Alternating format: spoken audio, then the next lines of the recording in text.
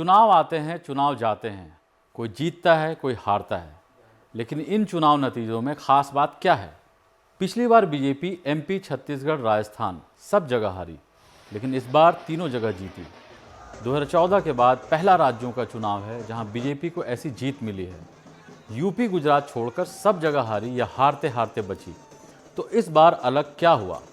2023 के चुनाव नतीजे बता रहे हैं कि देश की राजनीति में बहुत बड़ा शिफ्ट हुआ है। इस बदलाव को आप इस चुनाव नतीजों का पंच तत्व कह सकते हैं। ये पंच तत्व भारत की राजनीति पर दूरगामी असर डालेंगे। ये पंच तत्व क्या हैं? पहला, मोदी तत्व। बीजेपी हर दिन कोशिश करती है कि मोदी नाम को एक ब्रांड बना दे। ऐसा लगता है कि जो काम अब तक WIP यानी वर्क इन प्रोग्रेस था, वो अब मुकम्मल हो गया है। मध्य प्रदेश, राजस्थान और छत्तीसगढ़ तीनों राज्य इसके उदाहरण हैं। तीनों जगह मोदी के नाम पर चुनाव लड़ा गया और ऐलानिया लड़ा गया, और तीनों जगह पर यह बात साबित हुई कि मोदी है तो कुछ भी मुमकिन है। पिछले कुछ चुनावों में दिखा था कि राज्यों के चुनाव में मोदी का नाम नहीं चलता, लेकिन इस बार ये नाम चला और जोरदार चला। इसी नाम के भरोसे MP में बीजेपी एंटी इनकम्बेंसी का काट निकालने में कामयाब रही। बघेल के हारने का अंदाजा किसी को नहीं था। छत्तीसगढ़ में बघेल 5 साल चुनाव मोड में थे।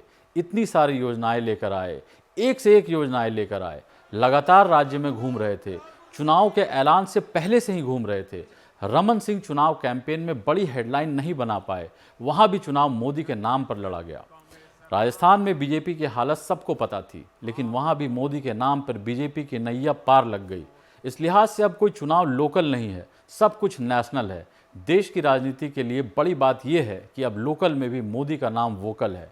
2024 की जंग के लिहाज से बीजेपी के लिए बड़ी बात इसलिए है क्योंकि जब भी आप चुनाव मोदी बनाम कोई और कराएंगे तो मोदी ही भारी पड़ेंगे। दूसरा, शाह तत्व। अमित शाह को ऐसे ही चुनावी चाणक्य नहीं कहा जाता। पिछले कुछ चुनाव से बीजेपी एंटी इनकम्बेंसी का उपाय कामयाबी से निकालती आई है। उत्तराखंड देखिए, गुजरात देखिए, वहाँ CM बदले।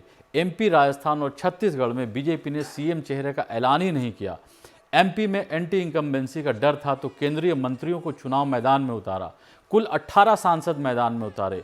कहा जा रहा था कि ये बीजेपी की कमजोरी है, लेकिन ये ताकत साबित हुई। वैसे भी जब युद्ध हो तो अपने सारे हथियार क्यों न उतारें? अंत में मायने रखती है जीत, तो सारी ताकत क्यों न झोंकी जाए। राजस्थान में जब लगा कि वसुंधरा ही सबसे सुरक्षित दांव है तो बीजेपी ने उन्हें तरजीह दी, उनके खेमे के उम्मीदवार उतारे। चुनाव आने से पहले सतीश पूनिया को अध्यक्ष पद से हटाकर वसुंधरा को आश्वस्त किया, लेकिन इतनी गफलत बनाकर रखी कि कोई और नाराज न हो। कोई ताज्जुब नहीं कि CM के तौर पर ओम बिरला से लेकर गजेंद्र शेखावत तक का नाम उछला। ये कितना अहम है, ये समझने के लिए जरा कांग्रेस के झगड़ों को देखिए। क्या गहलोत पायलट का झगड़ा सुलझा? बघेल सिंह देव का झगड़ा सुलझा? क्या दिग्विजय पूरी ताकत से मैदान में नजर आए? आला कमान ने सबको साथ लाने के लिए क्या किया? क्या कांग्रेस के खेमे एक साथ नजर आए? तीसरा तत्व, सबका साथ सबका विकास। इस चुनाव में खास ये भी रहा कि पोलराइजेशन कभी भी बड़ी हेडलाइन नहीं बनी। इन चुनावों ने साबित किया कि बीजेपी बिना पोलराइजेशन के भी जीत सकती है। अगर ये ट्रेंड जारी रहा तो बीजेपी एक नेचुरल विनिंग पार्टी नजर आती है, क्योंकि ध्रुवीकरण ना हो तो विरोधी वोटर भी साथ आ सकता है।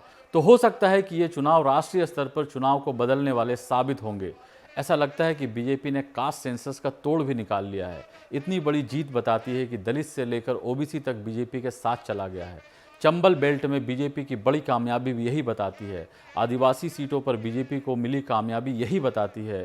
चुनाव से तुरंत पहले आदिवासियों के लिए 24,000 करोड़ रुपए का पैकेज काफ़ी मददगार साबित हुआ है। आज आपको अचानक से द्रौपदी मुर्मू का नाम राष्ट्रपति के लिए सामने आ जाना ज़रूर याद आ रहा होगा।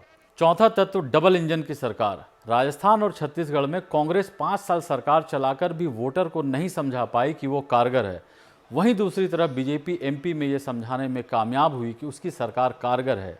चुनाव नतीजे बताते हैं कि डबल इंजन की सरकार का जुमला सिर्फ सरकार चलाने में ही नहीं, सरकार बनाने में भी कारगर है। बीजेपी की सरकारों को केंद्र का सहारा है, उधर कांग्रेस की सरकारें मैदान जंग में अकेली हैं। MP में बीजेपी के लिए लाडली बहना योजना काम करती है तो मोदी का भी सहारा है। राजस्थान में अगर बीजेपी में खटपट है तो केंद्रीय नेतृत्व संभाल लेता है। कांग्रेस में ऐसा नहीं है। छत्तीसगढ़ के भी नतीजों को आप इस लिहाज से देख सकते हैं।